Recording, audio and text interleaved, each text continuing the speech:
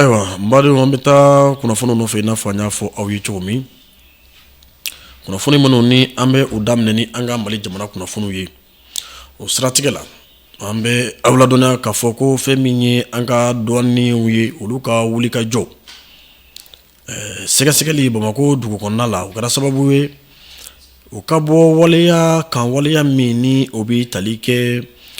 an ka bolimafɛn sen naaniw la n'o bɛ mobiliw kofɔ i k'a dɔn mobili 19 ɲɔgɔn ko nin ka nin tile fila wuli ka jɔ in na o sera ka o tɛgɛ da olu kan olu minnu ni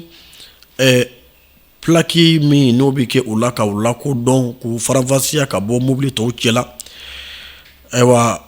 olu plaki ninnu tɛ ɲumanw ye an bɛ se k'a fɔ plaki juguw plaki yuruguyurugulenw ka o sigi mobiliw kan minnu tɛ faso ta ye minnu nafolo tɛ don faso wagaden kɔnɔna la i k'a dɔn o 19 tɛgɛ dara olu de kan ka fara carte grise n'o ye mobili yɛrɛ an bɛ se k'a fɔ o y'a wolo sɛbɛn ye o kuma o carte grisew fɛnɛ olu labɛn cogo wɛrɛ b'u bolo k'o namara cogo wɛrɛ b'u bolo min n'o tɛ jamana ta ye ni a ma nafolo tɛ don jamana wagaden kɔnɔna la i ka dɔn tɛgɛ dara olu de kan an ka douaniers fɛ u ka wuli ka jɔ senfɛ ni tile fila in kɔnɔna la i ka dɔn k'a fɔ ayiwa a baara in kɔni sabatili u fɛ sɛgɛsɛgɛliw kɔni kunfɔlɔw o kɛra sababu ye min ye maa caman ye minnu n'olu bɛ baara kɛ ONT la ONT min ni anw delila ka a kɔrɔfɔ fɔ a lakali fɔ an ka jamukan in senfɛ k'a fɔ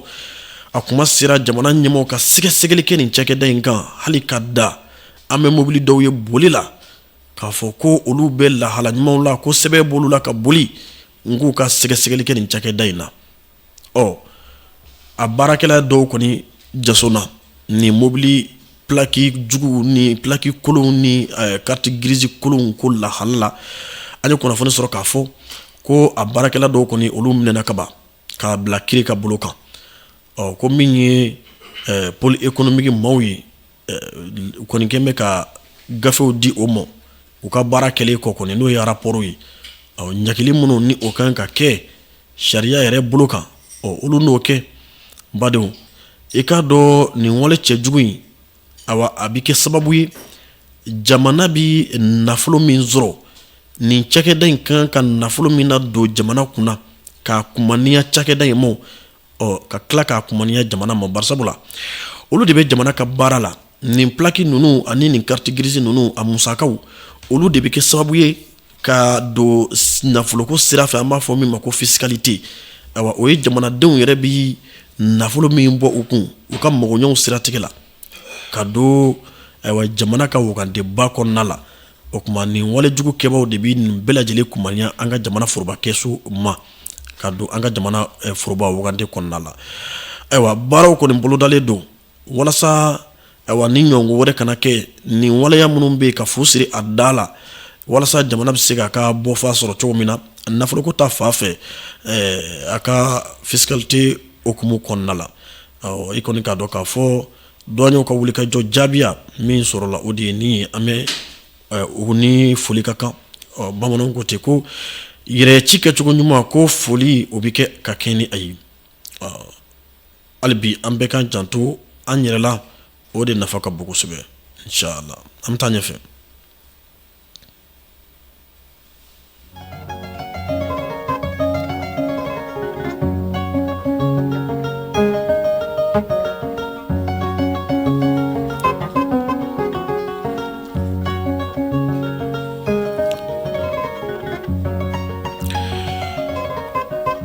An bɛ to kunnafoni kɔnɔ halisa fɛn min ye an ka seko ni an ka dɔnko ye jamana ɲɛmɔgɔ kɛn bɛ ka min bila sen kan kabini lawale an ka jamana kɔnɔ seko ni dɔnko fara ɲɔgɔnkanba min bɛ kɛ san fila n'an b'a wele ko biennale artistique culturelle ɲinanta a bɛ la ka labɛn Tombouctou waleju 373 olu dalen bɛ yɔrɔ min na o de ko don i ka dɔn k'a fɔ min ye minisiri ni o ye Mamu Dafe ale min yɛrɛ ɲɛsinnen don seko ani dɔnko olu lakubayali ma an ka jamana kɔnɔna la ani a ka cakɛda ma u bɛ wuli ka jɔ la ale yɛrɛ ye wuli ka jɔ kɛ ka taama ton ta ni ka taa fɛn min ye awa Tombouctou kɔnɔna la i ka dɔn ka taa lajɛliw kɛ baaraw bɛ ba min kan ntɛnɛn don n'o bɛnna desambre kalo tile fɔlɔ ma san 2025 minisiri yɛrɛbakun a taara Tɔnbukutu kɔnɔna la i ka dɔn k'a fɔ Tɔnbukutu min ni dugu barikama don Tɔnbukutu min ni ayiwa seko ni dɔnko yɔrɔ don ayiwa ale de bɛ labɛnw na nin waati la an ka jamana tɔgɔ la ka jamana in région 19 bɛɛ lajɛlen fara ɲɔgɔn kan i ka dɔn ka bɛn ni nin desambre kalo in yɛrɛ tile 18 ka se a tile 28 ma ayiwa Mali seko ni a dɔnko Mali kɔrɔ n'a tilebe bani ni baba bɛɛ lajɛlen bɛ a bila o fila n'u de bɛ la i ka dɔn Tɔnbukutu faba kɔnɔna la o baaraw labɛnw bɛ sen na minisiri Mamu Dafe a tun ye taamato ta ni ka taa o baaraw lajɛ o baaraw bɛ cogo min na ni ka se ka ayiwa jateminɛ kɛ minnu ka ɲi alhamdulilayi n'a y'a sɔrɔ ko minnu ma ɲi a yɛrɛ fana seko ni dɔnko ye min ye kangaradama la n b'a fɔ ladilikanw na k'olu di walasa olu bɛ se ka sabati cogo min na Mamu Dafe a ka nin taama in senfɛ i ka dɔn k'a fɔ ani maa min tun bɛ ɲɔgɔn fɛ o ye Tɔnbukutu yɛrɛ marabolo ɲɛmaaba ye n'o bi Banku Kante a bɛ ale ko fɔ i ka dɔn ani ale tun bɛ kɛnɛ in kɔnɔ ɲɔgɔn fɛ taama in na ɲɔgɔn fɛ minisiri Mamu Dafe i ka dɔn k'a fɔ a taara yɔrɔ caman lajɛ a ka nin taama in senfɛ Tɔnbukutu kɔnɔna la seko ni dɔnko lahala kɔnɔna la olu dɔw bɛ tali kɛ Ali Farika Ture tɔgɔla ɲɛnajɛ yɔrɔ min bɛ yen a taara a ɲɛda o la ndolanda yɔrɔ min bɛ yen n'an b'a fɔ ma ko stade municipal Baba Alkayiru a taara ɲɛda o fana kan a ka nin taama in senfɛ Institut des hautes études islamiques Ahmed Baba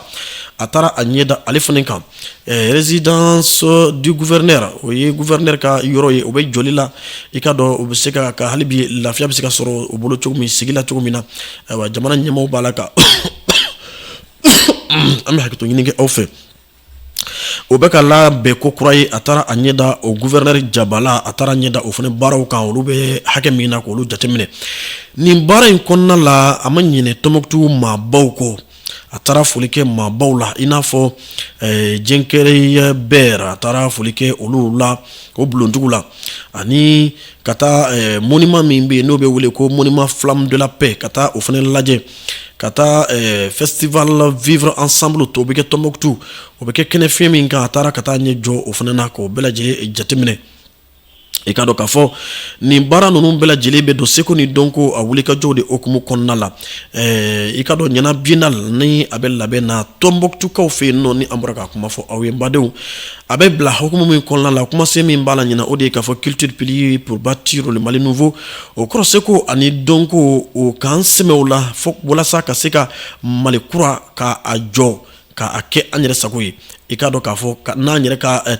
tabiyaw bɛɛ lajɛlen ye n'a fɔra an ka Mali kura jɔ i bɛ Mali de jɔ i bɛ fɛn min dɔn i bɛ fɛn jɔ i bɛ fɛn min lahala dɔn o kuma ka jamana in jɔ k'a wuli k'a jɔ k'a kologiriya k'a kɛ Mali kura ye diɲɛ bugankun ka diɲɛmaa ka ɲɛbɔ a fɛ ka o kɛ ni seko ani dɔnko a birikiw ye ɲinanta a bɛ don o de hukumu kɔnɔna la n badenw o hakilina in fana ma bɔ hakilina wɛrɛ la o jamana ɲɛmaaba n'o ye Faranjɛ ka ɲɛmaa ye général d'armée Assimi Goïta i ka dɔn k'a fɔ ale ye ɲinansa in ta ni k'a kɛ seko ani dɔnko tɔgɔla san ye baara ninnu bɛɛ lajɛlen jujɔ de ye o ye ayiwa minisiri kɔni taara kabi ko in daminɛna biennale ko daminɛna fɔ sisan Mali ɲɛmaaw kɔni u sen kan minisiri a ka nin taama in b'a jira k'a fɔ Mali ɲɛmaaw i ka dɔn o sɛbɛ bɛ seko ni dɔnko lakobayali ma kosɛbɛ Mali jamana kɔnɔna la minisiri ka taama in senfɛ jɛkulu min bɛ yen ni o yɛrɛ bilamɛ sen kan Tɔnbukutu kɔnɔna la ni biennale artistique ni a labɛnni hukumu kɔnɔna la n'o ye commission d'organisation maaw ye Tɔnbukutu marabolo kɔnɔna la yen nɔ i ka dɔn ani olu ye sigi kɛ ka ɲɔgɔn kunnafoni baaraw kɛcogo kan o kɛra tarata don o ye kunun yɛrɛ ye desambre kalo tile 2 san 2025 an bɛ dugawu kɛ ni desambre kalo in tile 18 ka se a tile 28 ma ala k'o jira ne ni aw bɛɛ lajɛlen na walasa an bɛ se ka Mali seko ni dɔnko k'a lakubaya cogo min biennale artistique et culturelle senfɛ Tɔnbukutu dugu kɔnɔna la.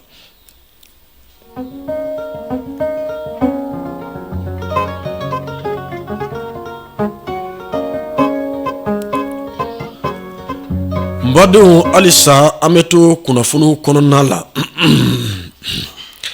ayiwa fɛn min ye bana min ni anw tilela bana don ni u b'a wele VIH sida san o san diɲɛ kɛn bɛ ka desanburu kalo tile fɔlɔ ka o kɛ don kɛrɛnkɛrɛnnen ye ka se ka hakili jagabɔ kɛ o bana in kɛlɛli la o hukumu kɔnɔna la i ka dɔn k'a fɔ awa fɛn min ye Mali jamana ye sigiw kɛra ka ɲɛfɔliw kɛ kɛnɛya lasabatibaw fɛ kɛrɛnkɛrɛnnen la ni bana in dɔnbaw ani bana in maa minnu ka baara ɲɛsin bɛ a ma o ye statistique di n'o ye ɲɛfɔli ye ka jira k'a fɔ awa bana in bɛ an senkɔrɔ Mali jamana kɔnɔ yan an bɛ se k'a fɔ kosɛbɛ yɛrɛ dɛ hali n'a y'a sɔrɔ dɔɔni bɛ ka bɔ a la n'i y'a sɛgɛn san tɛmɛnenw mɔ o siratigɛ la i k'a dɔn k'a fɔ maa min bɛ yen ni o ntanyana sida bana bolo ka kɛɲɛ ni san 2024 jateminɛw ye olu bɛ tali kɛ maa 3,000 ani maa 200 ani maa 36 maa 3,000 maa 200 maa 36 olu de ntanyana k'a kun kɛ sida bana ye anw ka jamana kɔnɔ ka kɛɲɛ ni jateminɛw ye minnu kɛra san 2024 kɔnɔna la san 2022 ka kɔn san 2024 ye o y'a sɔrɔ maa min ni o tun tanyana o kun ka ca ni nin fɔli in ye barisabula o tun bɛ taa se maa 4,300 ma o kuma b'a jira k'a fɔ san 2022 o jamakulu min ni o saba cayara kosɛbɛ ka tɛmɛ san 2024 ta kan donc ni olu siga ɲɔgɔn ma o b'a jira k'a fɔ dɔɔni bɔra a la awa nga halisa a ma ban parce que fɛn o fɛn bɛ maa 1,000 ban ka maa 2,000 ban ka maa 3,000 ban o tɛ fɛn fitinin ye nka dɔ kɛra badenw i ka dɔn k'a fɔ ka kɛɲɛ ni secrétaire exécutif du Haut Conseil national de lutte contre le sida ye ni o ye jɛkulu min sigilen bɛ sida bana kɛlɛli kama an ka jamana kɔnɔna la ni ale yɛrɛ ɲɛmaaba o ye Dr Saka Mumini Kone ale ye ni awa chiffre ninnu di n'o ye nin lase ninnu ye ka kɛɲɛ ni san 2022 ka se san 2024 ma o kuma min ye jateminɛw ye halisa o b'a jira k'a fɔ dɔɔni bɔra la nka n y'a fɔ cogo min awa a ma ban ka fara o kan jɔrɔko yɛrɛ ye min ye ni o b'a la ka maaw yɛrɛ caman gɔn ye kamana la sida bana ko lahala kan anw ka jamana kɔnɔna la o ye musolakaw ta fanfɛla ye badenw n'i ye sida bana ta k'a lajɛ a bɛ maa minnu na n'i y'u sigi 100 o 100 maa minnu bɛ yen ni awa olu si sera furu ye n'an b'a fɔ olu ma ko adultes sida bana bɛ olu minnu na n'i y'olu sigi 100 o 100 i b'a ye k'a fɔ 62 olu de ye an balakaw ye 62 o de ye an balakaw ye o ko b'a jira k'a fɔ bana in de ka ca musow la ka tɛmɛ cɛw kan Mali jamana kɔnɔna la ka kɛɲɛ ni statistique ye an bɛ don min na i ko bi n'i ye san 2021 ta k'a lajɛ musolakaw 100 sigi la 1 ɲɔgɔnko sida bana tun bɛ sɔrɔ olu la nka an bɛ don min na i ko bi Mali jamana kɔnɔ n'i ye musolakaw yɛrɛ ta k'aw sigi 100 sigi la i b'a sɔrɔ 7 ɲɔgɔnko olu garisɛgɛ donna sida bana la jateminɛ de ye nin ye badenw i ka dɔn k'a fɔ kɛnɛya siratigɛ la maa 70,000 ani maa 500 olu de ye fura sɔrɔ sida bana furakɛli okumu kɔnɔna la n'a fɔra ka fura sɔrɔ k'a kɛnɛya ko tɛ dɛ fura min bɛ d'u ma u k'u yɛrɛ kofɔ k'u lakodɔn ka furakisɛ d'u ma don o don furakisɛ min bɛ ta ni a bɛ kɛ sababu ye ka se ka sidatɔw dɛmɛ o furakɛli sira maa min ma o de bɛ se maa 70,000 ani maa 500 ɲɔgɔnko a bɛ se o de ma jateminɛw siratigɛ la nka hali n'a y'a sɔrɔ banakisɛ yɛrɛ bɛ maa minnu na o bɛɛ ma se ka sɔrɔ parce que maa 100,000 ani maa 11,000 ɲɔgɔnko sida bana bɛ olu de la nka olu cɛla maa 7,000 ani 500 ɲɔgɔnko olu de ye furakɛli sira ta o fana bɛ maa siran parce que o b'a jira k'a fɔ maaw tɛ taa u yɛrɛ lajɛ sida bana ko la o b'a jira k'a fɔ bana bɛ don caman na fo ka se saya ma ka sɔrɔ u ma lakodɔn min ni an kan ka fara ɲɔgɔn kan o ka kɛlɛ badon nin don kɛrɛnkɛrɛnnen ni o ye décembre kalo tile fɔlɔ ye a hukumu kɔnɔna la i ka dɔn k'a fɔ sigiw kɛra ka hakili jagabɔ kɛ ɲinanta kuma sen o de tun ye surmonter les perturbations, transformer la réponse au sida ko sida bana i ka dɔn ka kunbɛn kɛ ka ɲɛsin a mɔ awa a kana yɛrɛ kɛ ka dama tɛmɛ ani ka sida bana a kɛlɛ i ka dɔn ka a kɛ fɛn sabatilen k'a bɛɛ awa an yɛrɛ ka an faga ma ɲinanta hakilina bila bɛ o de okumu kɔnɔna la an bɛ dugawu de kɛ sida bana maa minnu garisɛgɛ donna la ala ka lafiya di u ma ala ka kɛnɛya di u ma minnu bɛ yen n'olu ma sɔrɔ fɔlɔ ala k'an kisi a bana in ma min fara kɔrɔfɔ kan yanni ka bɔ kɔrɔfɔ kɔnɔna la walasa a bɛ fɔ min ma nanzarakan na ko amalgam k'o bɔ kɔrɔfɔ la o de ye k'a fɔ a kana kɛ maaw hakili la ko ni sida bana b'i la wala ko ni garisɛgɛ donna sida bana na k'o kɔrɔ k'i ye kulonkɛla ye bana ye sida bana de a bɛ sɔrɔ fɛn caman fɛ a bɛɛ tɛ kulonkɛ ye o kuma maa kana maloya ni yɛrɛ ye ni sida bana b'i la i ka t'i furakɛ maa si kana maloya kunkolodimi ni mura ye bana ye sida bana ye bana ye nka bana ka jugu ni bana ye o kuma ka sida bana tɔw k'o kɛ ɲugunna fɛn ye k'o kɛ dɛnkɛrɛfɛ fɛn ye o ye faamuli juguya de ye an kana sɔn o ma cogo si la m'o de fara kunnafoni in kan k'a bisigi k'a fɔ a bɛ faamu lamɛnbaaw fɛ ni ala sɔnna a ma ala ka kɛnɛya sabati bɛɛ lajɛlen na an bɛ to sida banako okumu kɔnɔna la kelen ye diɲɛ bonnakun kan ni ka walasa an ka se ka bɔ o sida bana in ko okumu kɔnɔna la kelen ye hali n'a y'a sɔrɔ an ma bɔ kɔkanna kibaruyaw kɔnɔ fɔlɔ olu kama fɔlɔ nka an bɛ an profiter sa ka OMS fana ka jateminɛw k'olu di OMS n'o ye Organisation mondiale de la santé ye olu fana ko olu jatigɛlen don kosɛbɛ ko parce que bi an bɛ don min na i ko bi diɲɛ bonnakun kan maa 5,000,000 de bɛ yen sida banakisɛ bɛ maa minnu na OMS ka fɔ la nin kɔrɔfɔ ninnu fana lasera OMS fɛ ka kɛɲɛ ni décembre kalo tile fɔlɔ ye ale min ye don min n'a kɛrɛnkɛrɛn bɛ sida bana wa furakɛli okumu kɔnɔna ma an ka jamana kɔnɔna la kangaradama kan don i k'a dɔn k'a fɔ OMS ka jateminɛw o y'a jira k'a fɔ maa ba 40,000 maa 40,000,000 maa 40,000,000 ani maa 80,000 o yɔrɔ dɔɔni m'o jɛ maa 50,000,000 la o de kama o y'a sɛbɛn ko près de 500 millions o kuma a tɛ maa 50,000,000 bɔ nka caman t'a jɛ maa 50,000,000 la o kɔrɔ maa 40,000,000 ani maa 80,000 sida bana bɛ olu de la OMS bɛ mun kalama diɲɛ bonnakun kan an bɛ don min na i ko bi n badenw OMS yɛrɛ jatigɛyɔrɔ ye min ye a bɛ ka sira min na o de ye anw ka gun ye n'o ye farafinna gun ye barisabula ni sida bana tɔ maa 40,000,000 ani maa 80,000 n'i y'a ta k'a lajɛ kɛmɛ sigi la maa 64 o de bɛ anw ka gun kan n'o ye farafinna gun ye 64% vivent en Afrique nin bɛɛ lajɛlen ye kunnafoniw ye kunnafoni minnu n'u jɛlen don n'u dira walasa an k'an janto an yɛrɛbakun na ka ɲɛsin nin bana in kɛlɛli okumu kɔnɔna ma halisa an bɛ dugawu kɛ minnu garisɛgɛ donna la ala ka kɛnɛya d'u ma a ma an minnu sɔrɔ k'ala fo k'ala ko ɲuman dɔn k'ala k'an kisi k'an k'an yɛrɛkun fana jateminɛ ni ala sɔnna a ma an bɛ taa ɲɛfɛ.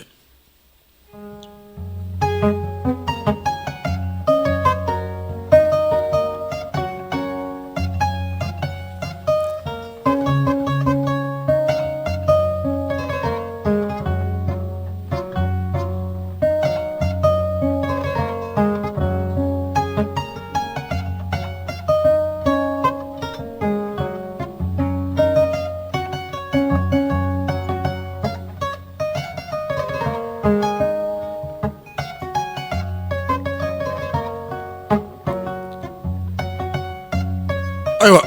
badenw an bɔlen o siratigɛ la sa an bɛ na kibaruya duman la kibaruya duman o ye an ka jamana tajiko de ye minisiriw ni premier ministre Ablaye Mayiga bɛ sigi min kɛ jɔkun o jɔkun ka kɛɲɛ ni tajiko gɛlɛya ye i k'a dɔn ni awa sigi in yɛrɛ bɛ kɛ siɲɛ filaw fɛ an bɛ se k'a fɔ don o don i sigi in nka k'a foroba kɛ u b'o kɛ waati dɔw la fɔ siɲɛ fila jɔkun kelen kɔnɔ o tuma nin jɔkun in kɔnɔ u y'u ka sigi kɛ k'a dɔn awa nin comité de crise min ni o sigin bɛ comité interministériel i k'a dɔn ni a baaraw yɛrɛ ɲɛmaya bɛ général de division Ablaye Mayiga bolo olu minnu ni u ma tulonkɛ kɛ Mali jamana ka denw ka tɔɔrɔ la tajiko tɔɔrɔ kɛrɛnkɛrɛnnenya la o min bɛ malidenw kan madenw an bɛ aw kunnafoni a ka dɔn k'a fɔ kunun décembre kalo tile 3 tile 2 tarata u ye u ka sigi kɛ sigi in kɔnɔna la kunnafoni dumanw bɔra kɔnɔna la barisabula jateminɛ minnu kɛra o de ye bolonɔbila kɛra bɛnkan min na an ka jamana ɲɛmaw ni i ka dɔn tajiko baarakɛbaw ni ɲɔgɔn cɛ n'a bolonɔ yɛrɛ bɛɛ lajɛlen bilara novembre kalo salen tile 21 san 2025 ka jateminɛ kɛ o ko la yala o kɛra lafiya da ye wa yala a y'a kun laɲini a sabatira wa o de jaabiya kɛra alhamdulillah rabbil alamin ye k'a fɔ laɲiniw sabatira kabi bolonɔ bilara nin gafe in na ni jamana ɲɛmaw y'a jira k'a fɔ a bɛna kɛ sababu ye ka lafiya di malidenw ma tajiko la en tout cas laɲini ye o de ye i k'a dɔn malidenw ye jateminɛ kɛ tile 2 kɔfɛ lafiya sɔrɔla i k'a dɔn k'a fɔ bolonɔ bilara nin gafe min na anw ka jamana ɲɛmaw ani tajiko baarakɛbaw ni ɲɔgɔn cɛ a kɛra sababu ye ni u ka tajiw nana ka bɔ jamana kɔ kan i k'a dɔn u ka tɛmɛ douaniers fɛ yen bureau des produits pétroliers la walasa u ka formalitéw n'o ye u ka sɛbɛnkow ye u ka ɲɛnabɔ heure 24 a mɛnnenba a ka k'o ye o kuma walasa u ka bɔ ka na taji feere yɔrɔw la n badenw awa o bɛ kɛ sababu ye tajiw feeretaw ka caya maaw kana aranw minɛ yɔrɔ kelen na bolonɔbila min kɛra o la walasa k'o baara in k'o sabati an ka jamana ɲɛmaw ni an ka tajiko ɲɛbɔbaw ni ɲɔgɔn cɛ opérateur économique produits pétroliers donibaw pétroli donibaw an ka jamana kana an ka jamana kɔnɔna la n badenw a ye fiɲɛbɔ da di wa nin comité interministériel ka sigi in kɔnɔna la i ka dɔn u da sera a ma u y'a jateminɛw ye u y'a nɔ ye u ka baara ɲuman u ka wuli ka jɔ u y'a nɔ ye dɛrɛ n badenw i ka dɔn k'a fɔ ayiwa min ye taji ye o da sera a tilacogo fana ɲuman ma ni taji sɔrɔla a ka se ka tila ka ɲɛ walasa halisa laɲini bɛ sabati o de hukumu kɔnɔna la u bɛn bɛ min kan jamana ɲɛmɔgɔ kɛn bɛ ka min bila sen kan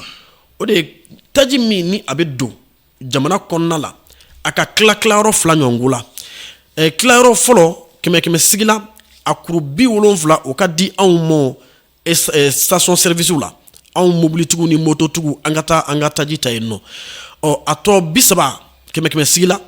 kuru 30 in o ka di izinitigiw ni entreprise baw ma olu fana ka o tajiko mago ɲɛ n'o ye laɲini ye min ye o de ye k'a fɔ maa o maa mago bɛ jɔ taji la n'i ka baarakɛminɛn don bɛɛ lajɛlen ka nimisi wasa sɔrɔ Mali jamana kɔnɔna la badenw i k'a dɔn nin comité interministériel u ka nin sigi in senfɛ u ye soni sinsin fɛn min kan o ye taji a tila cogo ɲuman ye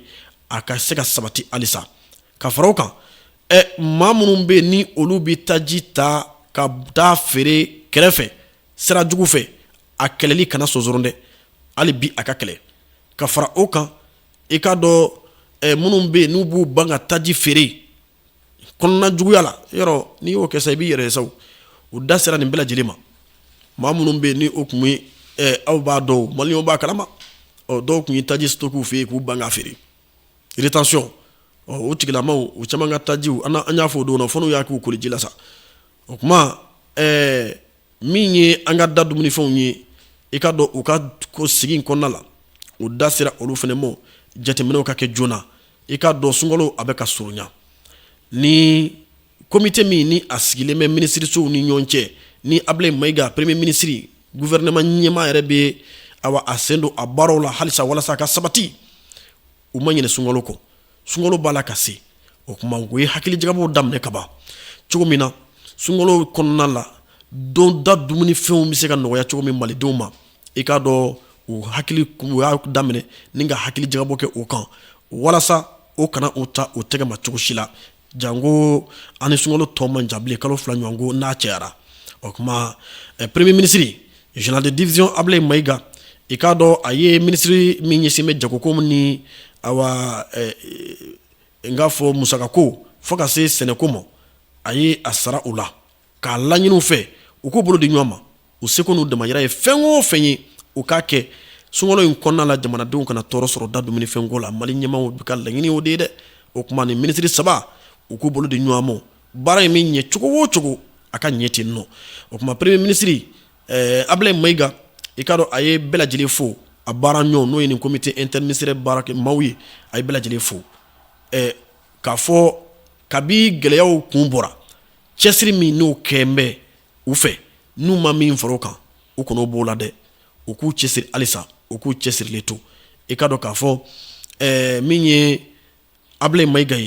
aka korofo konnala aye foli krenkren ka nyesi jamana nyemama amma son ka bɔ kunu sigin kono cogosi fa ka wale ɲuman dɔn kɛ ka ɲɛsin wale ɲuman dɔn b'a fɛnɛ ma ale ye wale ɲuman dɔn ka ɲɛsin wale ɲuman dɔn b'a ma général d'armée Assimi Goïta min n'a miirila an faw la an kɔrɔw la ani an dɔgɔw la n'olu bi tali kɛ kɛrɛnkɛrɛnnenya la i k'a dɔn taji doni baw a mobili boli baw maa minnu bɛ yen n'olu ni binna walasa anw kana kɛ jugu sago ye diɲɛ bɛɛ ko Mali ta tiɲɛna taji t'u bolo bilen blocage kɛra Mali la jaw jugu taara diɲɛ telesow fɛ bɔlɔlɔsiraw kan ka Mali tɔgɔ tiɲɛ maa minnu ko ni anw ni bɛ to an bɛ mobili boli kana taji di malidenw ma olu dɔw de ni bɔra olu de sara Assimi Goïta a ma kɛ faama jugu ye u ma Assimi Goïta ye sariya ta ka olu décorer ka médaille di olu ma wari ko tɛ ne bɛ deli k'a fɔ yan wallahi faso baaraba fasoden sɛbɛ wari t'a sara ne b'a kuma fɔ yan kuma bɛɛ wale ɲuman dɔn o ye hɔrɔnya tamasiyɛn de jeliw b'a fɔ wale ɲuman dɔnbali o ye fitiri wale de ye o ye kafiri de ye anw ka jamana ɲɛmaw y'a jira k'a fɔ olu ye wale ɲuman dɔnbaw ye maliden ɲuman n'i y'a kɛ u b'a dɔ ye o kuma Assimi Goïta ye décoration min kɛ ka médaille di nin banbatɔw ma minnu ye mobili boli kana ni taji ye ni dɔw ni tora Ablaye Maiga a da sera ma kunu a ka sigi kɔnɔna la a ko Assimi Goïta kan ka fo a la awɔ parce que maa caman b'a fɔ k'an ka chauffeur fo an ka chauffeur fo an tɛ chauffeur fo bilen dɛ an bɛ fara chauffeur de kan an bɛ jɛ ka Assimi fo Assimi ye min kɛ nin ye c'est symbolique c'est humain le n tɛ foyi fara kan c'est humain wale ɲuman dɔɔni o kuma Ablaye Maiga a ye nin foli kɛ ka ɲɛsin jamana ɲɛmaa la ni o ye général d'armée Assimi Goïta ye radio bawle la anw bɛ min fara kan o ye k'a fɔ Assimi Goïta a k'a cɛsiri halisa ni ne fɔra faamaya tɛ maa fili yɛrɛ ma i ka jamanadenw i bɛ olu de kama miiriw la hamiw la jɔrɔnuw ye Assimi ala bɛ fanga ɲɛ i bolo wa an bɛ dugawu de kɛ tant que i bɛ ka miiri anw na i bɛ ka hami anw na baara in ala k'a sabati i bolo ala k'i kun kɔrɔta i ni Mali baarakɛla bɛɛ an bɛ taa ɲɛfɛ Burama ni ka don lakanabagaw ka kunnafoni kɔnɔna la.